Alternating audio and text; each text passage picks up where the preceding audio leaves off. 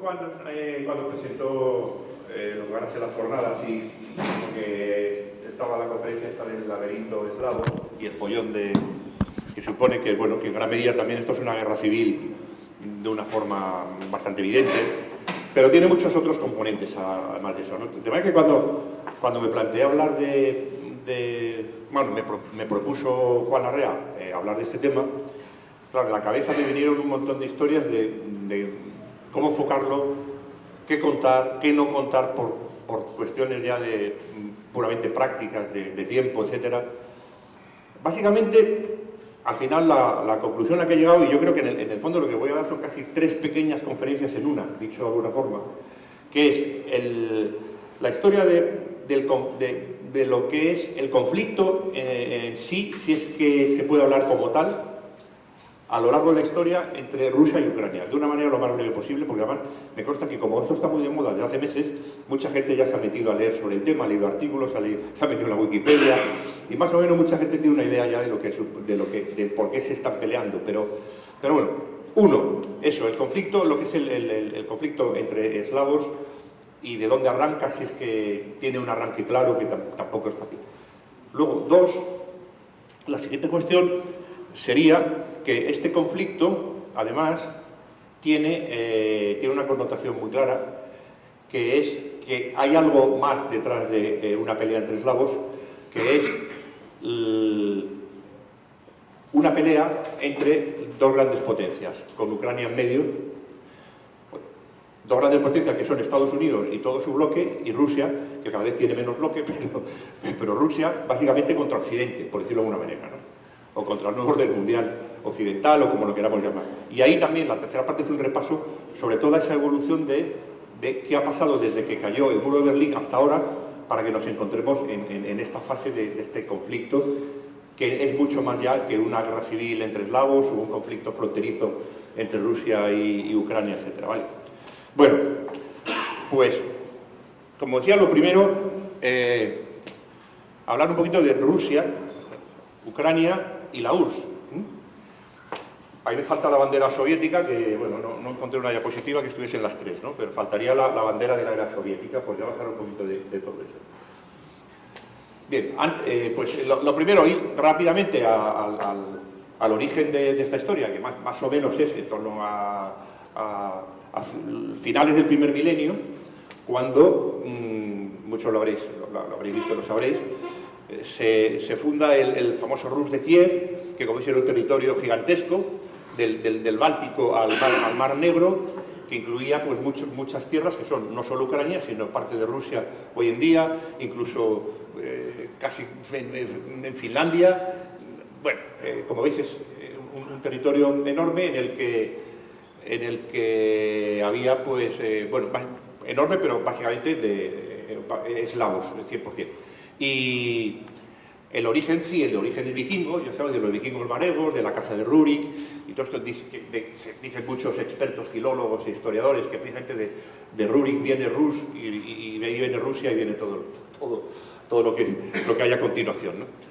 Y bien, ahí estaba Ucrania, pero no solo Ucrania, como veis, había dentro del Rus de Kiev había muchos territorios con príncipes de la casa Rurik, más o menos colaborando entre sí, a veces peleándose entre ellos. Y el origen, este es el origen de Ucrania, pero es que es el origen de Rusia. Tienen absolutamente, totalmente el mismo origen, tanto Rusia como Ucrania. Y el Rus de Kiev, Kiev era la ciudad más importante de lo que entonces podía ser Ucrania, Rusia y todos esos territorios. Por eso se llama el Rus de Kiev.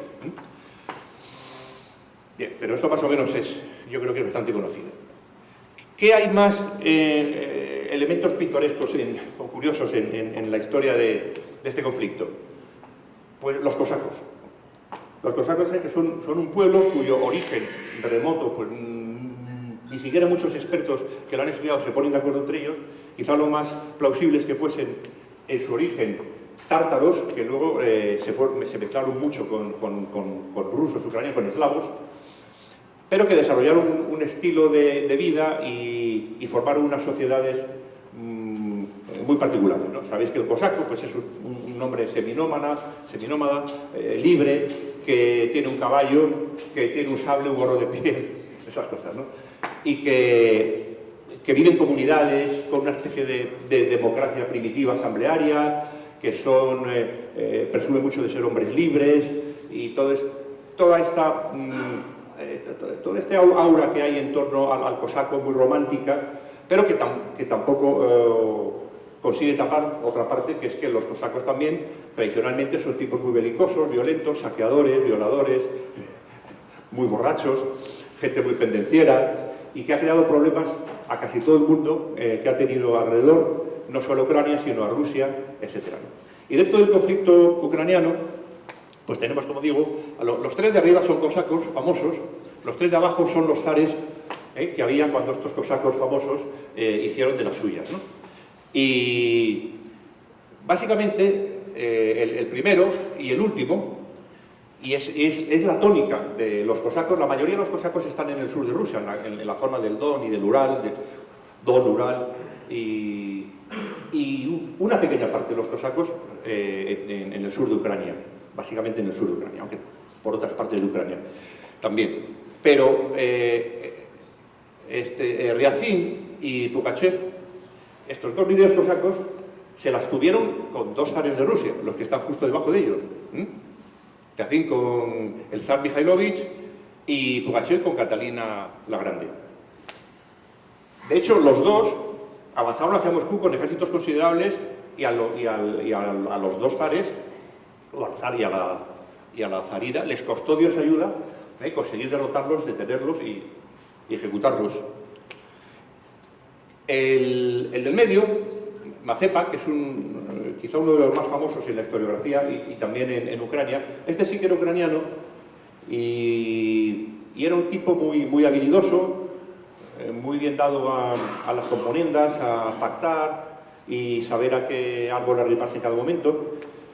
Y bueno, él digamos que como líder de los cosacos, Hetman, Atamán suele ser el nombre que reciben los cosacos rusos y Hetman el que reciben los ucranianos. Pues como Hetman de los cosacos ucranianos, Mazepa volcó todo lo que era el movimiento cosaco y con él controlaba gran parte de Ucrania hacia Rusia, una vez más, que casi siempre, como sabemos, Ucrania ha estado más volcada hacia Rusia que hacia ningún otro sitio.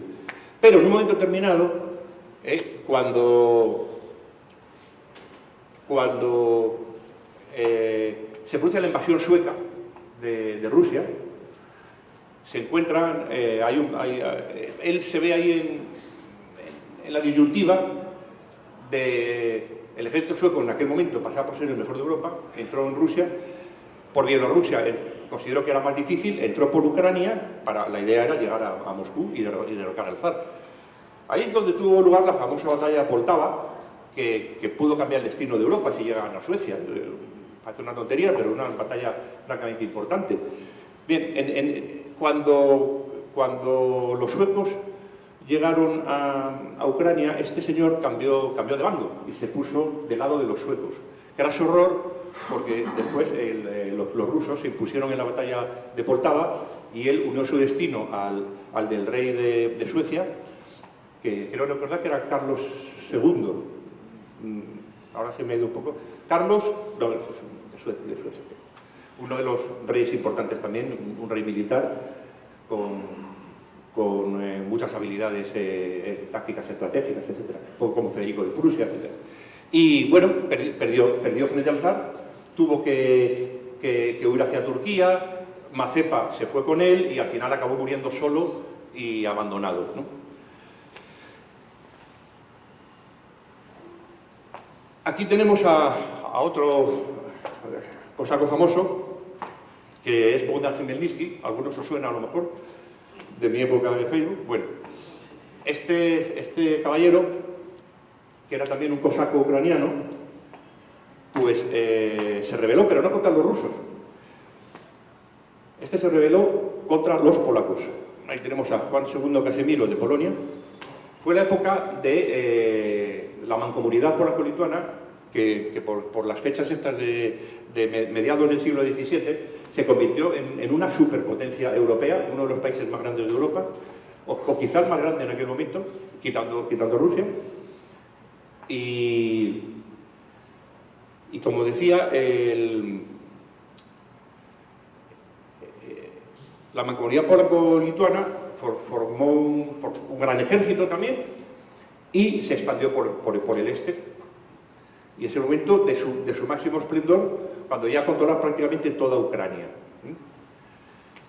En ese momento, los señores polacos, los landlords polacos que se fueron apoderando de todo eso, fueron despojando de sus tierras y de sus riquezas a la nobleza local ucraniana, a los campesinos los esquilmaron y también a los cosacos, muchos de ellos también tenían sus tierras, etc. Entonces se produce la revuelta de Chmielnicki, que es una revuelta contra la dominación polaca de Ucrania. Y es curioso porque Bogdan Chmielnicki pasa hoy por ser, en lo que es la iconografía y la cosmovisión de los ucranianos, casi un poco como su padre fundador, en gran medida, ¿no? Uno de los referentes más importantes que tiene. Y de hecho, es muy famosa su estatua en Kiev, la estatua de Bogdan Chmielnicki en Kiev. Pero no deja de ser curioso, porque cuando él se metió en guerra contra los polacos, dirigiendo, como digo, un ejército de cosacos y ucranianos, no cosacos, no todos los ucranianos son cosacos, y se metió en esta guerra contra los polacos cuando la tenía prácticamente ganada, pero claro, los polacos no habían sido derrotados definitivamente, ni mucho menos. Seguían ocupando las partes más occidentales y amenazaban con volver, etc. Pidió ayuda a Rusia. Y entonces el zar de Rusia, quiero recordar que era Pedro I, creo recordar, le ayudó y fue, curiosamente, también uno de los precursores del giro de los cosacos ucranianos hacia Rusia, en vez de hacia Occidente. Sin embargo, bueno, curiosamente, como digo, los ucranianos lo tienen un poco como un mito fundador, lo cual es un poco cuestionable, como digo, porque realmente vinculó a Ucrania con Rusia más que nadie, Bogdan Chmielnicki, para expulsar a los polacos, como digo, cosa que finalmente consiguieron, por supuesto. Hay una particularidad curiosa, que también es un elemento que tiene bastante que ver en la historia de Ucrania, que se suele pasar por alto, como siempre, porque, claro, es territorio minado, que es el tema de los judíos. Ucrania ha sido siempre un territorio de asentamiento de enormes comunidades judías, y cuando los polacos entraron en Ucrania, los nobles polacos llevaron con ellos a muchos judíos y luego contrataron a muchos judíos ucranianos para que les organizasen, explotasen sus negocios y sobre todo sus tierras con todos los negocios que llevaban. Fue la institución de la arenda, que realmente era el noble polaco que había pillado cacho en Ucrania, contrataba a un judío para que todo ese territorio ucraniano, él fuese su administrador. ¿Qué hacía? Le daba una cantidad fija al noble polaco, 1000, por ejemplo. Dice, tú me das 1000 y todo lo que recaudes, para ti. Si es por encima de 1000, mejor para ti. Si es por debajo, es tu problema. Naturalmente siempre sacaban más, porque son muy hábiles para estas cosas. Y entonces, ahí se creó un malestar muy grande, porque a su vez ese judío subcontrataba a primos, cuñados, a otros judíos, y los campesinos polacos tenían que venderles a ellos la cosecha, no se la podían vender a nadie más. Con lo cual, el precio lo fijaban ellos. Precios muy bajos para comprarle las cosechas, y en cambio, ellos luego la comercializaban a precios mucho más altos. Hacían de intermediarios, cosa que tradicionalmente siempre han hecho y se les trata también muy bien.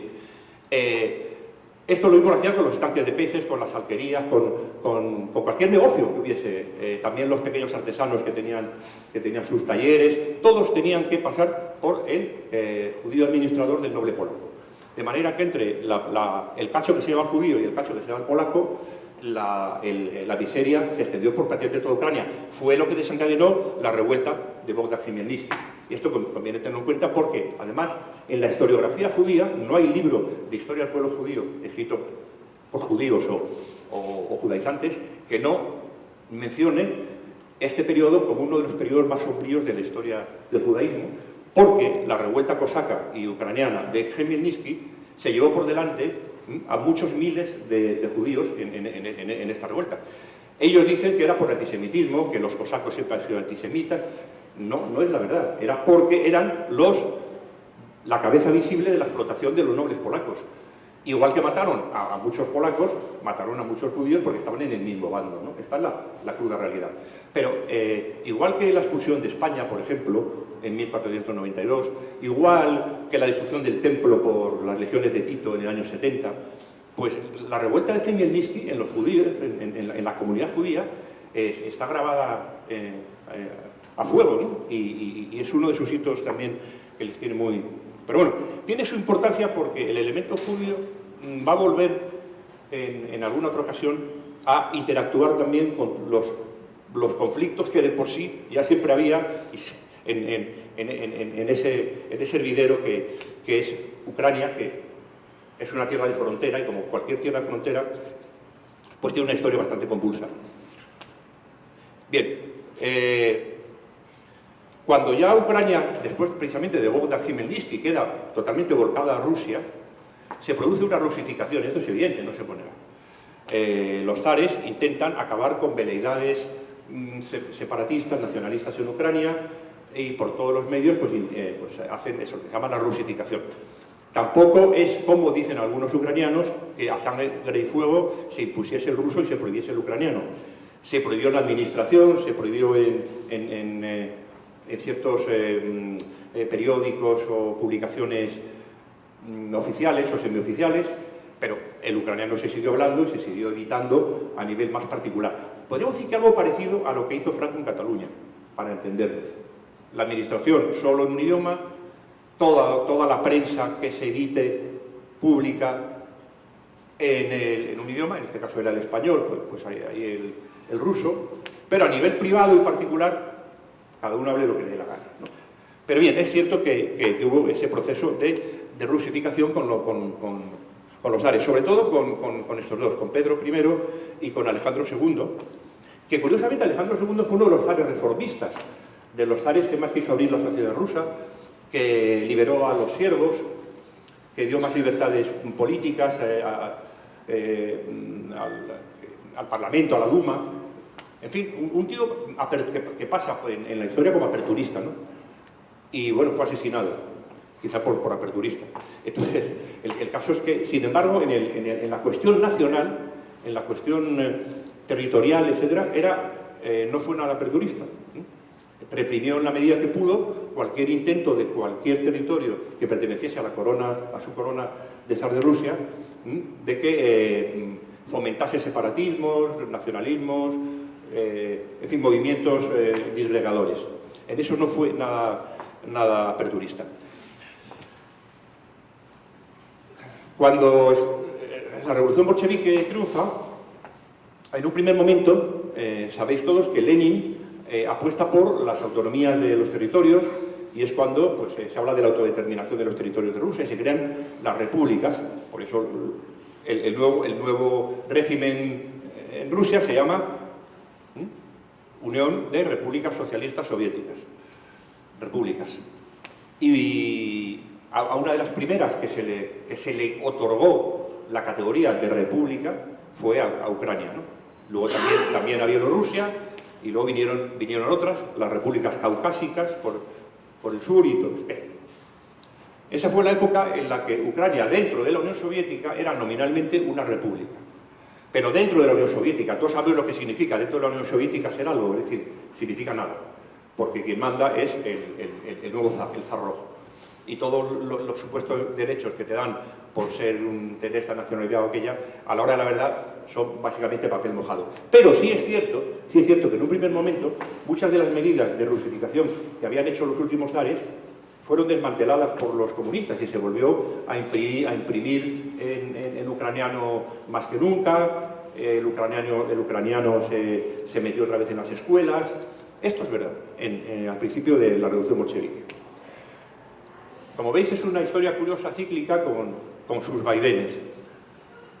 Bueno, hasta que llegó el tío Pepe, y amigo de pocas bromas, como sabemos, y volvió otra etapa de estrangulamiento de las ansias de...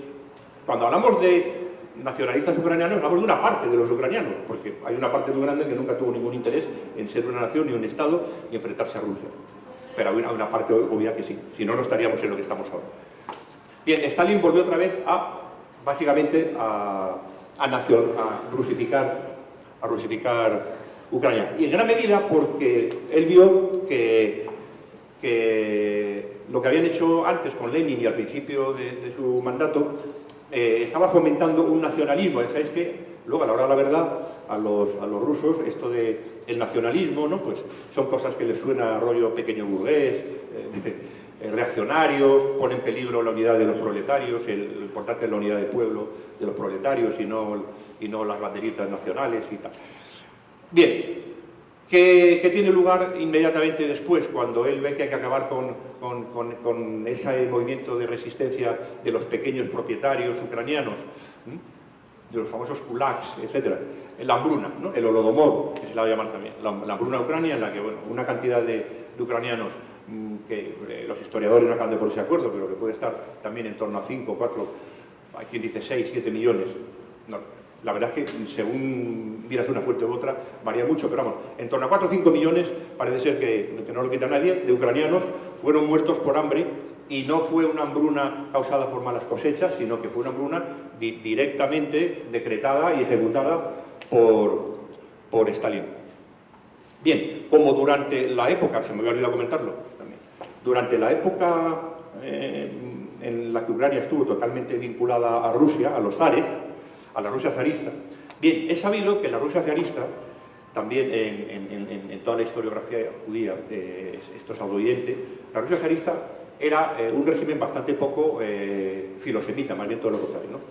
Sabemos que decretó medidas para aislar a los judíos en ciertas zonas, les creó una legislación especial. Bueno, los judíos en general se sentían bastante oprimidos en la Rusia zarista y en la medida que podían iban saliendo de allí, sobre todo a partir de finales del siglo XVIII y el XIX. De hecho, la comunidad judía de Estados Unidos es en un 80% procedente de Ucrania y Rusia, que huyeron de los famosos pogromos, esos estallidos de cólera popular, más o menos fomentados, según las fuentes que leas, desde el poder. Está claro que a los zares los estallidos antisemitas no les importaban. Es decir, los veían incluso con buenos ojos en general, que les diese un escarmiento a los judíos aquí o allí. Pero tampoco es cierto que ellos estuviesen permanentemente organizando todo esto como si fuese un programa perfectamente diseñado. Pero en cualquier caso, la violencia contra los judíos existió durante toda la época zarista en la zona más occidental de Rusia, que incluía Ucrania, que era donde estaban los asentamientos judíos. Bien, digo esto porque cuando triunfa la revolución bolchevique, también he sabido, y esto no lo niega ningún historiador, los cuadros dirigentes, pero desde cuadros bajos, medios y altos de la revolución bolchevique, estaban muy bien nutridos por judíos. Hay una estadística publicada, que no la he puesto aquí, la tengo en el ordenador, pero no la he metido, en la que se ve cómo hasta que llega Stalin, durante la época de Lenin y hasta un par de años todavía con Stalin, entre los dirigentes del NKVD, lo que luego fue la KGB, el organismo represor de la Unión Soviética, pues entre los altos cargos del NKVD, la nacionalidad más representada, en términos absolutos, no proporcionales a la población, la más representada son los judíos. Hay unos años en los que del orden del 60-70% de los altos mandos del NKVD son de nacionalidad, como llaman los rusos, de nacionalidad judía, por debajo de rusos. Hay más judíos en el NKVD, en los altos cargos, que rusos. Luego vienen ucranianos, luego vienen letones, luego vienen de otros sitios. Claro, cuando llega el Holodomor, aquí hay también una cuestión espinosa, y es que las jaurías del NKVD que entraban en los pueblos de Ucrania y les requisaban el grano y los animales, las vacas, las gallinas, los cerdos, todo, y los dejaban sin nada que comer, pues esas jaurías de tipos de NKVD eran en gran medida, como acabo de comentar, es que eran judíos. Y los ucranianos lo sabían, porque allí todos se conocen, digamos, y Es decir, aquí la mayoría de la gente no sabe distinguir a un judío de un no judío, pero cuando los ucranianos que vivían con grandes comunidades judías sabían perfectamente quiénes eran los judíos y quiénes eran los ucranianos, quienes no eran judíos.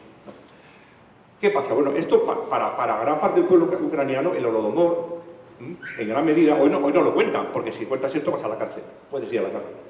El Holodomor fue decretado por Stalin, pero en gran medida sus ejecutores fueron agentes de NKVD judíos. Bien, muerto Stalin, llega Nikita Khrushchev. Nikita Khrushchev fue gobernador de la Ucrania comunista durante mucho tiempo, entre los muchos cargos que tuvo en el aparato del partido. Y cuando muere Stalin, yo creo que él, que conocía muy bien Ucrania, él sabía perfectamente lo que había ocurrido en el Holodomor, lo sabía muy bien. Yo creo que tenía mala conciencia, le pegaba eso, lo tenía ahí en la cabeza y posiblemente pues le torturaba de alguna forma. En 1954, después de una borrachera, de las muchas que se pillaba, cogió y le volvió a darle a Ucrania la autonomía y a convertirla en lo que es hoy, pero dentro de la Unión Soviética. Le entregó Crimea, por ejemplo, que entonces no la tenía, y de ahí vienen muchos los problemas que tenemos hoy en día. Todo esto viene de Khrushchev. Y como yo digo, estoy convencido de que fue una cuestión de mala conciencia. Por otra parte, él pensó, y todo el mundo lo pensó, que mientras Ucrania perteneciese a la Unión Soviética y que la Unión Soviética iba a durar para toda la vida, pues ¿qué más daba?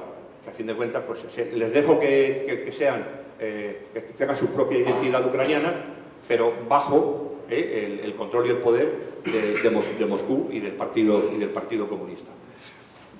De hecho, en Occidente, esta noticia apenas tuvo repercusión, nadie le prestó mucha atención, porque se consideraba, como parece ciertamente lógico, que es papel mojado. Bueno, pues qué más da que Ucrania ahora le devuelvan Crimea, y dentro de su república ahora sea más grande y tenga la península Crimea con su importancia estratégica, si eso sigue siendo todo soviético, qué más da. Y los barcos de la Unión Soviética van a seguir en los puertos de Crimea. Nadie le dio mayor importancia.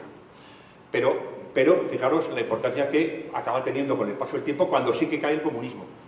Es que nadie había pensado que el comunismo iba a caer. Entramos en la otra parte del asunto, que sería el conflicto actual, ¿no? ¿Y por qué? ¿Y quién tiene la culpa? ¿O quién no la tiene? ¿O la tienen todos? Siempre, en este caso, me acuerdo de esta frase de Federico II, el Grande de Prusia, que veis ahí: el responsable de una guerra no es el que la empieza, sino el que la convierte en inevitable.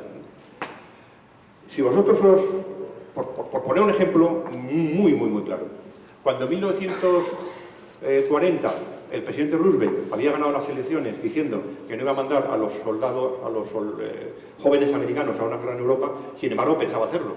Mintió como un bellaco, cosa que hacía. O sea, Roosevelt mentía más que Pedro Sánchez. O sea, que ya es mentira.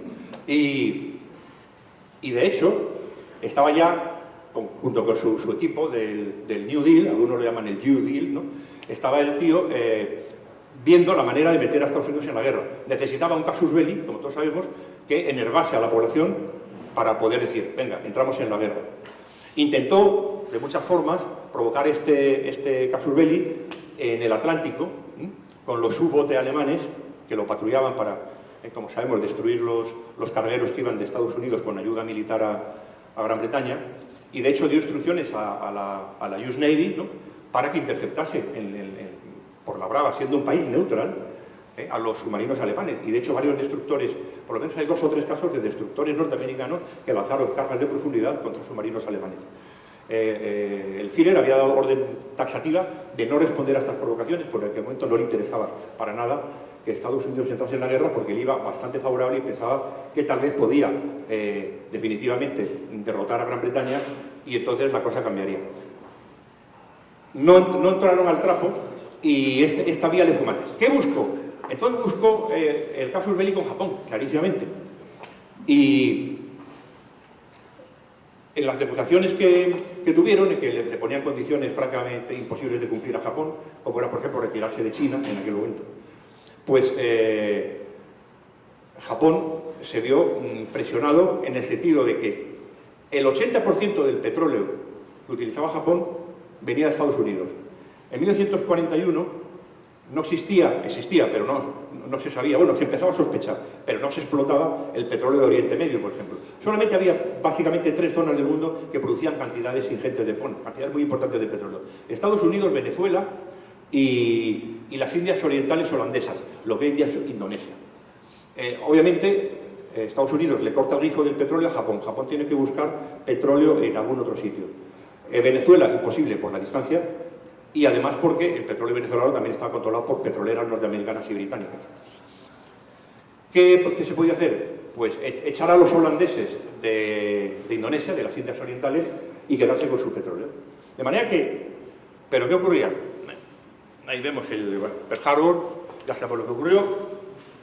Claro, lo que ocurría era que para acceder al petróleo de Indonesia, Indias Orientales holandesas, Japón tenía que mandar, una vez conquistado, imaginaos que ya lo ha conquistado, ha echado a los holandeses y empieza a explotar el petróleo en su beneficio. Tiene que mandar los barcos petroleros a Indonesia por aquí el mar de la China, y actualmente aquí está Filipinas, que Filipinas era entonces, como sabéis, norteamericana, con un montón de bases aéreas, de tropas, bases navales, etc. Podía intentarlo por aquí, daba igual, porque aquí está Guam, y entre Guam y Filipinas, las dos norteamericanas, total, que el camino para explotar el petróleo de las Indias holandesas pasaba inevitablemente por anular como potencia en el Pacífico a los Estados Unidos de América. Y entonces viene la guerra. Viene la guerra, el ataque a Pearl Harbor, el ataque a Filipinas, y los japoneses hacen con el petróleo de Indonesia. Perfecto. Todo el mundo dice, Japón empezó la guerra. Sí, es verdad. El primer bombazo en Pearl Harbor lo pegó Japón. La cuestión es, volvemos a Federico II. ¿Quién la hizo inevitable? Bueno, pegando un repaso a otra parte de esta historia, que a mí me llama mucho la atención, es cómo los Estados Unidos de América, durante toda la época en la que Rusia fue comunista, pues la verdad es que la trataron en general muy bien. Alguien dijo, ¿y la Guerra Fría? Vamos a ver, la Guerra Fría fue una guerra que se libró en la periferia, pero en la que realmente nunca compitieron de una manera directa, tan brutal, como Estados Unidos acostumbra hacer con quien considera de verdad sus enemigos. Fijaros que el presidente Wilson, el que fue presidente durante la Primera Guerra Mundial, todo el corazón del pueblo de los Estados Unidos está con el pueblo de Rusia. En 1918 ya había triunfado el bolchevismo, está hablando de los bolcheviques. Todo el corazón del pueblo de Estados Unidos está con el pueblo de Rusia en su esfuerzo por liberarse para siempre del gobierno autocrático y para convertirse en dueño de su destino. O sea, claro, se habían cargado el gobierno autocrático, es decir, el gobierno de los zares, ese gobierno antisemita que en Estados Unidos no gustaba nada. Y, en consecuencia, durante la guerra civil rusa de rojos contra blancos, Estados Unidos no hizo absolutamente nada. Winston Churchill, que era también un cínico, pero era bastante mal, sabía mejor lo que era el comunismo que estos ganapanes de patricios de Nueva Inglaterra, en Estados Unidos, quería a toda costa apoyar a los blancos. Y Estados Unidos dijo que nada. Aquí tenemos al que vino luego, el del que estábamos hablando antes, Franklin Delano Roosevelt, y en 1943 dice, puedo decir que me llevé espléndidamente con el mariscal Stalin. Es un hombre que combina una enorme, implacable determinación con un sólido buen humor. Creo que es un verdadero representante del corazón y el alma de Rusia, y sé que nos llevaremos muy bien con él y con el pueblo ruso, realmente bien. Y está la realidad como los Estados Unidos realmente se repartieron el mundo con Rusia. Con la Rusia comunista, no con la Rusia zarista, a la que le hicieron la vida imposible en todo lo que pudieron. Y si no, vamos a ver el caso siguiente. De esto habéis oído hablar mucho, porque bueno, en muchas historias está, sobre todo, también en algunas un poco conspiranoicas que exageran cosas, pero es verdad, ¿no? Cuando estalla la guerra ruso-japonesa en 1905, la banca judeo-yanqui ve una oportunidad estupenda para ayudar a Japón, no para ayudar a Japón para realmente perjudicar todo lo posible al odiado régimen zarista. Ahí tenemos el famoso caso de Jacobo Schiff, que compone ahí, acordó extender préstamos al Imperio de Japón por un monto de 200 millones, equivalente a 4,6 mil millones en 2020. O sea, de hoy, a través de la banca Kunloe Banco, de la que él era el capo canoniere. Estos préstamos fueron la primera emisión importante de bonos japoneses en Wall Street y proporcionaron aproximadamente la mitad de los fondos necesarios para el esfuerzo bélico de Japón. Obviamente, muy posiblemente Japón no hubiese ganado la guerra sin ese dinero. El caso es que derrotó al zar. Y todos sabemos que en 1905 esa derrota del zar minó su prestigio de una manera terrorífica y ya vino el primer conato de revuelta, que tuvo que ser aplastado con violencia, lo cual generó también mucha animosidad contra el zar Nicolás por la represión, etcétera, ¿no? Estos son, bueno, imágenes de la guerra ruso-japonesa. Y ahí tenemos, pues, las famosas cargas de cosacos, que era la policía que utilizaba para disolver las manifestaciones que en aquel momento eran básicamente anarquistas y marxistas, el preludio de lo que iba a ser la revolución del 17, y cuando la cosa se ponía chunga, pues mandaban a los cosacos con sables y con látigos, unos látigos de cuero que pegaban unos zurriagazos desde el caballo que no veas, ¿no? Y hay muchas historias de estas cargas brutales de los cosacos. Hay una que está muy bien contada en El Doctor Zhivago de Pasternak y que se ve en la película, que se rodó aquí en España, cuando van los bolcheviques por una calle de Moscú nevada, y hay hombres, mujeres, niños, de todo, con sus pancartas, sus banderas rojas y tal, y aparecen de un recodo a caballo los cosacos así en fila, sacan los sables y montan una escabechina que es histórica y que está muy bien documentada. Bueno, pero en cualquier caso, como decía, aquí mirad lo contentos que están todos con ese gran hombre que tiene un gran sentido del humor, José Stalin, y viene la Europa de Yalta, que todos conocemos, en la que se divide en esferas de influencia Europa y algunas otras partes de Asia, pero básicamente Europa.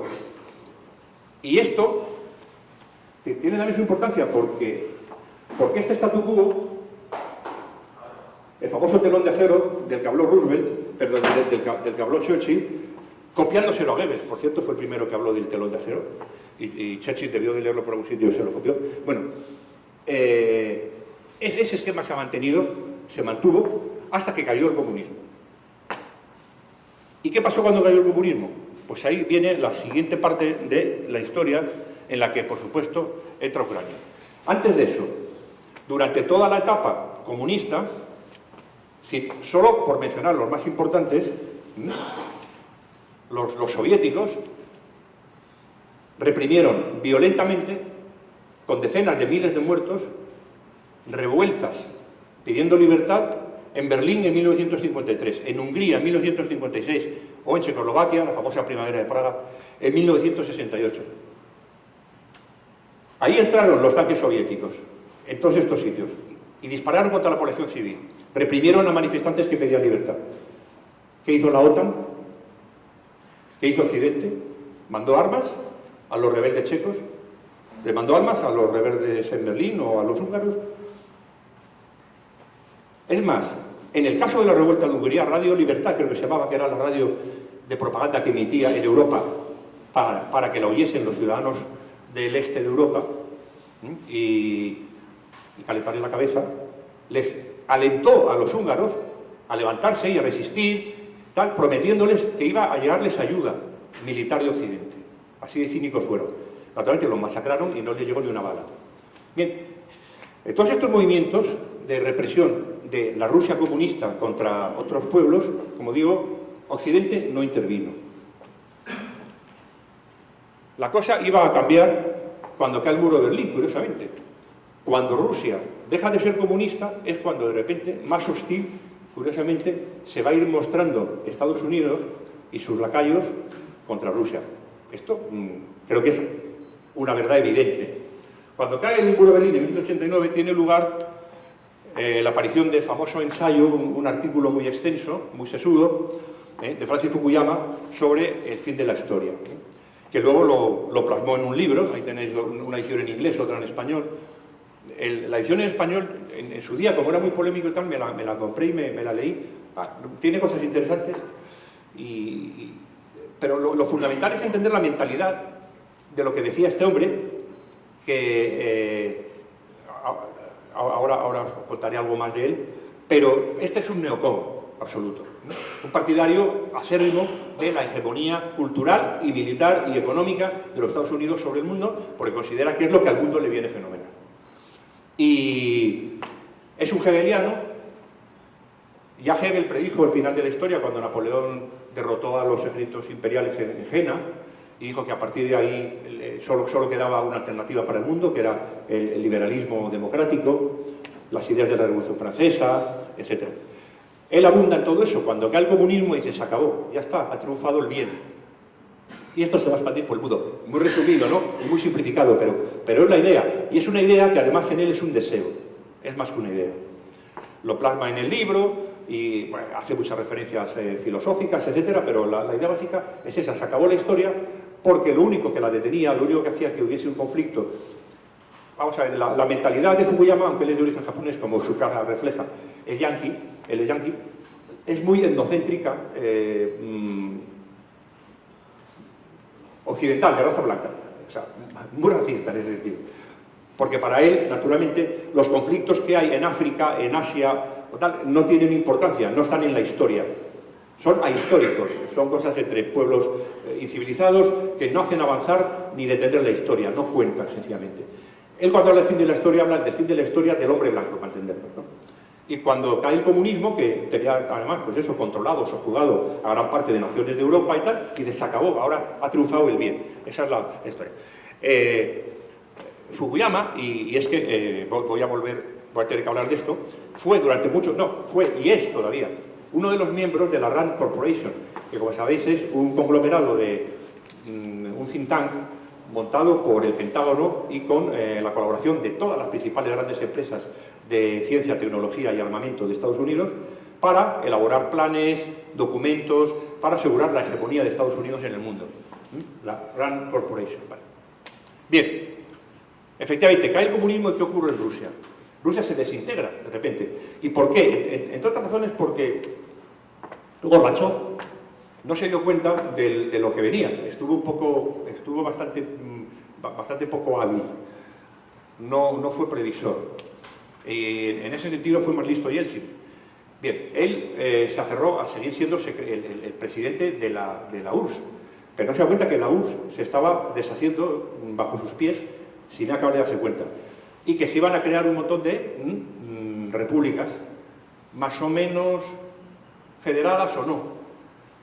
Y él sí que se dio cuenta que el cargo importante en aquel momento iba a ser presidente de Rusia, de la nación rusa. Aunque fuese una nación rusa desgajada de Bielorrusia, de Ucrania, de Georgia, de Chechenia, de Armenia, de todas las naciones estas que hay por el Cáucaso, y más allá, y las que hay en Europa Occidental, Letonia, Lituania, Estonia, todo eso se iba a salir de la Unión Soviética, y él se queda como presidente de Rusia, y deja a Gorbachov como presidente de una entelequia, de un cascarón vacío que acaba muriendo, ¿no? Una de las razones por las que cae la Unión Soviética es porque Gorbachov. Yo voy a decir una cosa buena de Gorbachov, Gorbachov era un comunista convencido. Hay gente que dice que no sabe que no era comunista, que por eso dejó caer todo, porque era, en el fondo se había engañado. No, él era comunista y él quería preservar el sistema. Lo que pasa es que era un comunista reformista y quería, digamos, humanizarlo, eso es verdad. Y hay otra cosa, fue el único dirigente comunista que yo recuerdo en la historia que entre perder el poder y retenerlo mediante una represión sangrienta y brutal, prefirió perderlo. Es decir, tenía un cierto sentido de la humanidad y dijo, yo no voy a despedirme de la historia con un baño de sangre para que la Unión Soviética no se desintegre. Y de hecho fue por lo que permitió que todo se fuese cayendo poco a poco y no mandó a los tanques como hicieron en el 53, en el 56, en el 68. No hizo nada de esto. Quizá eso es una de las cosas que alguien le puede agradecer que no... Porque a lo mejor, posiblemente, la Unión Soviética hubiese acabado cayendo igualmente, pero después de una guerra civil brutal y una sangría espantosa. Pero bueno, esto en cualquier caso es una opinión. En ese momento, cuando cae la Unión Soviética, es el momento de que los Estados Unidos, Occidente, el NOM, dicen, esta es la nuestra, la ven ahí y dicen, a huevo, ya está, fenomenal. Efectivamente, el fin de la historia, somos los putos amos, vamos a meternos en Rusia, la vamos a moldear a nuestro estilo, y es la época de Yeltsin, que fue un tonto inútil para toda esta historia. Y ahí lo tenemos, que se lleva fenomenal con Clinton, estas fotos son famosas, hay muchas más, siempre muy amiguitos, partido de risa. Bueno, Yeltsin estaba mamado a mitad del tiempo, cuando no estaba durmiendo estaba mamado. Y de esto se aprovechaban perfectamente los americanos. Y bien, ¿cuál era el plan de Estados Unidos para esa Rusia? Bueno, pues igual que hablamos de cuando Rusia quería rusificar, pues era estadounificar Rusia. Convertirla en una nación capitalista dependiente de los mercados, tanto de bienes y materias, como de los mercados financieros, absolutamente, de Wall Street y de Estados Unidos. O sea, convertirla en otro país lacayo más y explotarlo encima que las multinacionales norteamericanas se hiciesen dueñas de todo lo que en Rusia había sido propiedad estatal, que se les diese a ellos. Bien, esta fue básicamente la jugada que intentaron por todos los medios. Y bueno, ¿ves? Ahí vemos a Gorbachev también, que se llevó muy bien con los norteamericanos, y como digo, después Yeltsin. Pero claro que toda la época soviética tenemos muchísimas fotos de reuniones de líderes soviéticos con líderes norteamericanos en un ambiente francamente distendido. Bien, pero cuando cae la Unión Soviética, todo el mundo, con una cierta lógica, dice, bien, ya no hace falta la OTAN, ¿no? La OTAN era un tratado de defensa para impedir la expansión del comunismo por Europa. Era una organización defensiva, y defensiva contra el comunismo, no contra Rusia.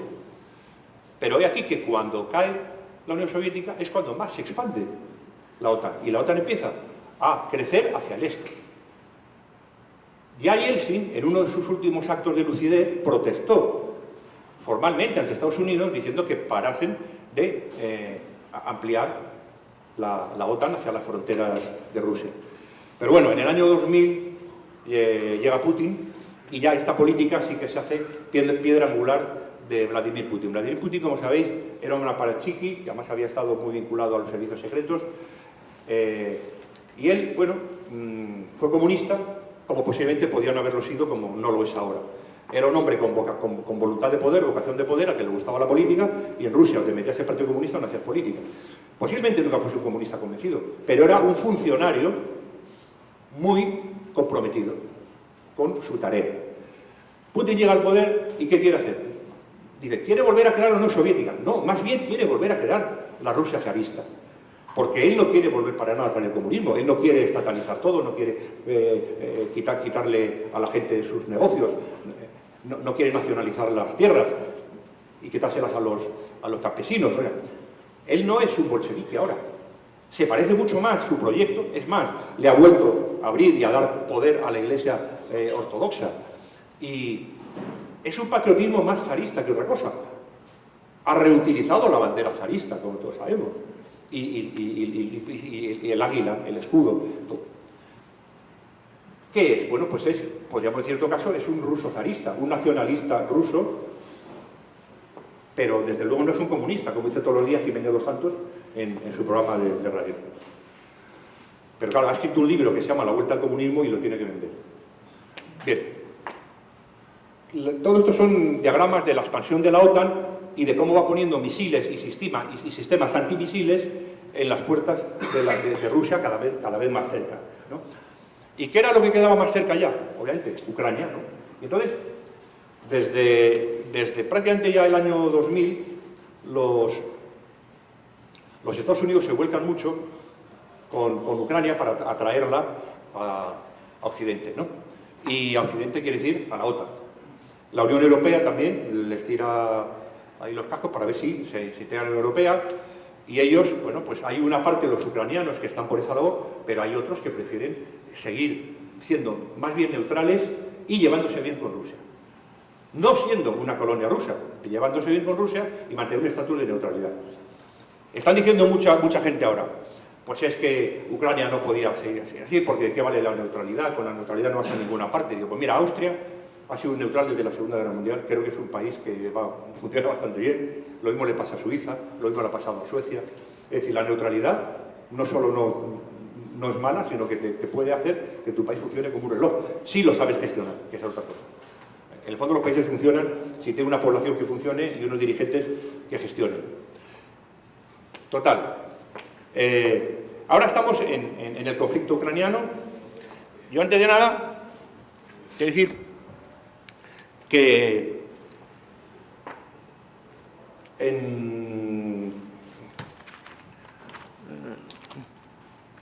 era por ver el año exacto.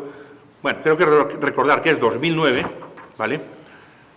En 2009, la RAND Corporation, de la que hablé antes, publicó esto, que naturalmente los medios de comunicación no han hablado de él, pero bien, burjuleando es accesible.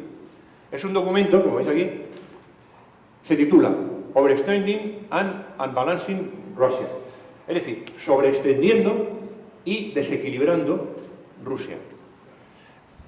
De 2009. En él, me molesté en traducirlo porque está en inglés y obviamente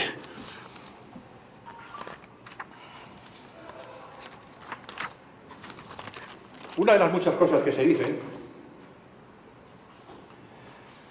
es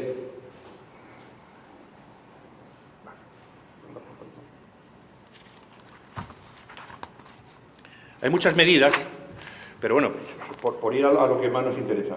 Geopolítica, medidas geopolíticas. Y pone, proporcionar, año 2009, proporcionar ayuda letal a Ucrania explotaría el mayor punto de vulnerabilidad externa de Rusia. Pero cualquier aumento en las armas militares y consejos, asesoría para Ucrania tendría que ser cuidadosamente calibrada para aumentar los costos de Rusia en mantener su actual compromiso sin provocar un conflicto mucho más amplio en el que Rusia, por proximidad geográfica, tendría ventajas significativas. Pero ya estaban... Es decir, todo el documento es cómo debilitar a Rusia mediante, como digo, dos cuestiones. Haciendo que se sobreextienda, con lo cual malgaste sus recursos en una serie de implicaciones políticas, militares y económicas en las que no pueda dar abasto, y entonces eso le cree unos problemas económicos internos. Y luego, lo que es desequilibrarla políticamente. Y por eso el documento se llama Sobreextendiendo y desequilibrando Rusia. Habla, por ejemplo, de cómo habría que atraer a los jóvenes rusos más prometedores para que se vayan de Rusia a trabajar a Occidente y privarle de sus mentes más preclaras y gente con mejor formación, etc. Hay varias cuestiones sobre sanciones económicas, ya entonces, mucho antes que estáis el conflicto de Ucrania. Bien, quiero decir que esta es la otra parte de la historia del conflicto ucraniano, la que decía, que es que también es un conflicto en el que Rusia, una potencia que está otra vez intentando reconstruirse como tal, se ve amenazada. Por ejemplo,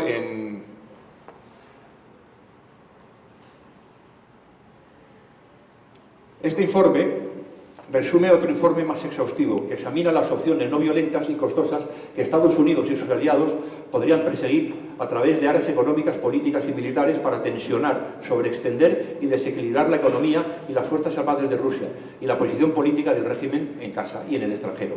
Algunas de las opciones examinadas son claramente más prometedoras que otras, pero cualquiera tendría que ser evaluada en términos de la estrategia general de Estados Unidos con Rusia, lo que ni el informe ni este informe han intentado hacer.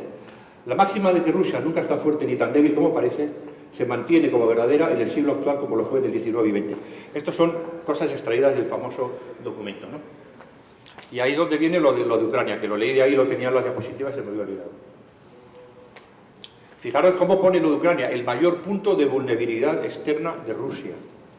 Ya lo estaban viendo entonces. Bien, hay otro factor curioso. Cuando estalla la revolución del Maidán, en noviembre de 2011, una altísima funcionaria, digamos la número 2 del Departamento de Estado, que es el Ministerio de Asuntos Exteriores norteamericano, Victoria Nuland, judía, porque nada más como dato, y el embajador de Estados Unidos en Ucrania, Geoffrey Piat, salen a la calle a apoyar a los manifestantes y con una bolsa llena de bollitos y bocadillos y tal, empiezan a repartirle a los manifestantes antipresidente, que era el que la revolución se hizo contra Yanukovych, ¿no? Creo recordar, que era, dicen que prorruso, bueno, quería mantener un statu quo razonable con Rusia. Entonces se produce la revolución y en las calles se intenta forzar la dimisión y la expulsión del presidente para volcarse a Occidente. Es ahí donde vemos a la segunda del Departamento de Estado con el embajador norteamericano apoyando a los manifestantes y bien acompañados de cámaras de televisión. Hay 300.000 fotos como esta. Se fueron por todo el centro de Kiev repartiendo bocadillos a los manifestantes. Es una toma de postura clarísima cuando estás ayudando a unos tipos que quieren cargarse el gobierno legítimo en aquel momento. Es una toma de posición bastante descarada del embajador y de una alta funcionaria del Departamento de Estado. Bien. Hay algo más. Poco tiempo después, en febrero del año siguiente, cuando todavía estaba a punto de caer el presidente, hay una conversación grabada que se hizo pública en YouTube y es fácilmente encontrable si tecleáis Nuland Piat y os sale, en la que ellos dos hablan telefónicamente de a quién conviene poner en el gobierno de Ucrania cuando todavía no se había ido el gobierno actual, el gobierno de entonces. O sea, había un gobierno reconocido por Estados Unidos y estaban conspirando la número 2 del Departamento de Estado con el embajador porque se estaban reuniendo con los líderes opositores para ver a quién ponían en lugar de él. Lo cual no deja de ser también un poco sorprendente en el sentido de que es algo, en el mundo de la diplomacia, algo bastante, inusual. Bien, en el momento actual en el que estamos, y si me preguntáis, ¿no?, con la guerra, todos habéis visto lo que ha pasado. En un primer intento, posiblemente de una guerra rápida, parece ser, bueno, sobre esto, hasta que no pase tiempo nunca vamos a saber exactamente, porque ahora se consume más propaganda que información. Pero bueno, podría ser plausible eso que se dice de que se intentó tomar Kiev, rodearla rápidamente, apresar a todo el gobierno, incluido el presidente Zelensky, y por esa vía intentar acabar la guerra rápido. Eso fracasó porque se encontraron con más resistencia de la que esperaban, resulta evidente. Y entonces han centrado los esfuerzos en el este, ¿no?, como sabemos, para recuperar las zonas más rusófilas, que siempre han sido estas. Precisamente lo que ahora los rusos han recuperado, todo eso es la zona donde más población rusa, rusófona y prorrusa ha habido siempre en Ucrania. Naturalmente, las maniobras, yo suelo leer, una de las fuentes de información útiles que hay, me parece bastante útil porque maneja fuentes militares, no políticas, y es como muy aséptico, es en el ABC una columna que suele escribir sobre la evolución militar del conflicto, un general español, Pedro Pitarch, donde da claves importantes porque él maneja información militar que seguramente recibe del ejército español y que los periodistas ni entienden, ni saben, ni hablan, ni nada, porque entre otras cosas. Y que ahora, naturalmente, Rusia está avanzando muy lentamente, haciendo un plan de avance muy lento, y naturalmente su objetivo es este. Aquí hay una serie de ciudades que están siendo cercadas poco a poco, y ese es el objetivo. Que lo consigan o no, ya lo veremos. Por supuesto, la guerra tiene pinta de que va a durar. ¿A quién beneficia? Eso está por ver, porque la propaganda occidental que consumimos aquí en España, en toda Europa, nos dice permanentemente que el ejército ruso está despedazado, que mueren no sé cuántos miles de soldados al día, que ha perdido, que cada día, yo qué sé, ¿sabes? Destrozan una división acorazada entera a los ucranianos, bueno, que matan a 14 generales por semana, que todo eso es. La mitad de las cosas son absolutamente inventadas. Pero aparte de eso, lo que no cuentan son las bajas ucranianas. Parece que Ucrania nunca tiene bajas, yo nunca lo he sido... Ahora algunos se empiezan a preguntarse, oye, parece ser que la capacidad de resistencia de Ucrania también tiene un límite, ¿eh? Y ocurre que el equipo que le están mandando a Ucrania, a los occidentales, tampoco es gran cosa. Primero, es más bien obsoleto, y segundo, procede de 1000 fuentes, y utilizarlo, mantenerlo, es complicado porque cada equipo tiene piezas distintas, hay que repararlo de una forma o de otra, tienes que dar cursos de utilización y de mantenimiento, y de repente pues en una unidad ucraniana tiene unos lanzamisiles americanos, otra tiene unos lanzamisiles británicos, otra tiene los que les hemos mandado nosotros. Todo eso supone un problema logístico muy grande también para las tropas ucranianas. El tema es que todos tienen ahí sus debilidades. Nos están haciendo creer también, mucho, ¿no?, que Rusia ha mandado ahí todo su ejército. No ha mandado ni un 20% de sus fuerzas armadas, como podemos suponer. Porque tiene otro frente que cubrir, tampoco se va. Pero bueno, todo el ejército ruso no está ahí. Pero a veces da la sensación de que Rusia, que es mucho más grande y que tiene un ejército mucho mayor que el de Ucrania, lo está volcando todo contra. En muchos combates de los primeros momentos, sobre todo en la zona de Kiev y tal, había más defensores que atacantes. Pero esto tampoco lo cuenta la propaganda que consumimos en Occidente. Es que a veces las tropas rusas fueron derrotadas porque se encontraron con más opositores que atacantes, ¿no? Con un enemigo más fuerte que ellos. Y además atrincherado. Como dijo Poroshenko en su día, en unas declaraciones a la prensa, desde el año 2000 poco, Ucrania lleva recibiendo ayuda militar norteamericana y es con la que se encontró Rusia cuando entró allí.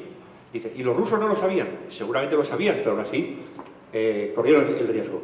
¿Le va a salir bien esta jugada a quién? ¿A uno, a otro, a ninguno? Depende. Yo, claro, no tengo la bola de cristal para ver el futuro, ¿no? Esto es una ampliación como decía, de la zona de operaciones actuales, donde cada día, la verdad es que poco a poco las fuerzas rusas están estrangulando ese saliente de Ucrania. Y aquí se ve todavía más claro, es la parte norte del asunto. Si Estados Unidos, pues, si Rusia consigue tomar Severodonetsk y Lysychansk, además corta una autopista, esto lo cuenta el general Pitarch, fundamental para el abastecimiento de las fuerzas ucranianas que están de este lado. Bien, y ahí se está librando ahora la batalla. Es una guerra, como vemos, que tiene componentes de guerra civil y que tiene, como vemos, componentes de un conflicto entre grandes potencias por la hegemonía de... Bueno, Estados Unidos por la hegemonía del mundo. Rusia ahora mismo está luchando, yo creo, por la hegemonía de su área de influencia, nada más. Por mantener el statu quo que tenía cuando era comunista y cuando era zarista. Pero tampoco está realmente intentando expandirlo. Yo no veo grandes afanes de expansión en ninguna de estas jugadas de Rusia. Alguien dice, la guerra de Siria, bueno, pero Siria apoyó al gobierno legítimo, Rusia apoyó al gobierno legítimo de Siria. Quien estaba realmente intentando cargarse el gobierno legítimo e implantar un régimen afín era Occidente y sobre todo Estados Unidos. Hay un detalle también curioso cuando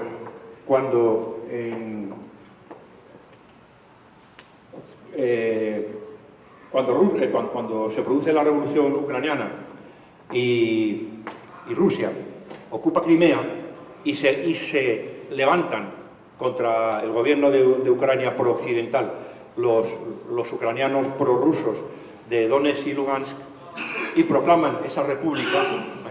Cuando Putin hace poco la reconoce, todo el mundo dice, ¿cómo puede? Es una barbaridad, es un acto ilegal, no se puede reconocer la declaración unilateral de independencia de estas repúblicas, es un atropello contra Ucrania. Y Putin dijo, os la tenía guardada porque vosotros apoyasteis la declaración unilateral de independencia de Kosovo y ahora os coméis esta. y no sé si recordáis aquella historia, pero era tan ilegal como poco, como reconocer las repúblicas de Lugansk y Donetsk. Y a partir de ahí, pues, ya veremos lo que puede ocurrir en el futuro. Gane quien gane, quiero decir, yo tengo la sospecha de que desgraciadamente no va a ganar Ucrania, no va a ganar Rusia y posiblemente acabe ganando, como casi siempre, Estados Unidos. Pero ojalá que no. Bueno, pues ya no me entretengo más. Muchas gracias.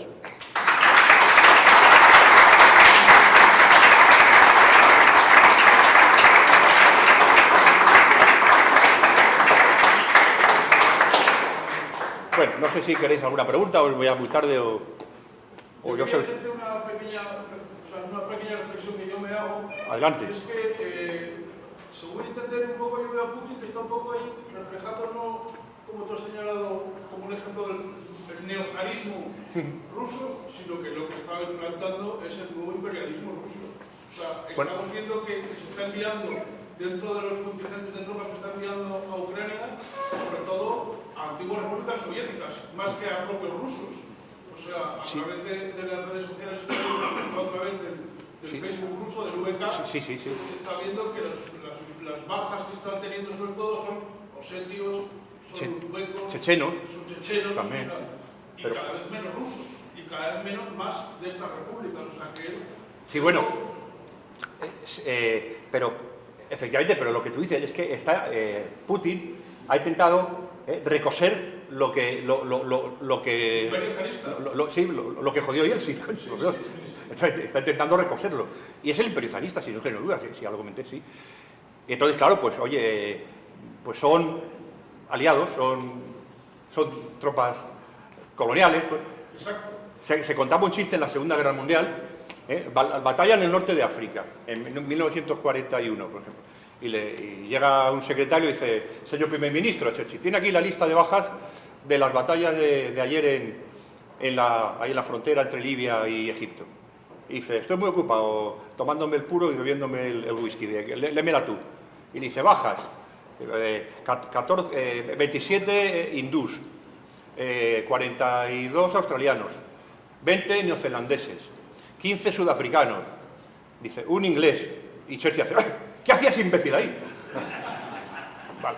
Bueno, pues que es el juego de las grandes potencias, ¿sabes? ¿No? Pues, ¿sabes? Oye, también utilizas tus tropas nativas, ¿no? Tus tropas de... ¿Cómo se llaman los de la...? Ascaris. Sí, bueno, todos tenían, nosotros teníamos nuestros bonitos, etc. Pero no quiero decir que fue... Pero la historia es esa, de ¿qué está haciendo Putin? Está intentando volver a coser lo que descosió Yeltsin cuando cayó la Unión Soviética. Yo creo que es una cuestión que le dice. ¿Eso es una amenaza? Desde luego yo creo que no es una amenaza para España. Yo creo que no es una amenaza para ningún país, excepto para Estados Unidos, que ve peligrar otra vez quizás su hegemonía cuando pensó que con la caída del comunismo la tenía ya asegurada por lo menos para otros 100 años, ¿sabes? Y yo creo que es el tema. Que, bueno, no se resistan a que vuelva a haber un mundo bipolar. Pero no tiene más remedio con la hegemonía china económica. Sí, pero es que luego está... Ahora está China y a ver qué pasa. A ver qué pasa si China invade Taiwán. Lo terminará haciendo de aquí a un año. Y a ver qué pasa. A ver, nada. Ya controlan la ruta del Pacífico los chinos, nada.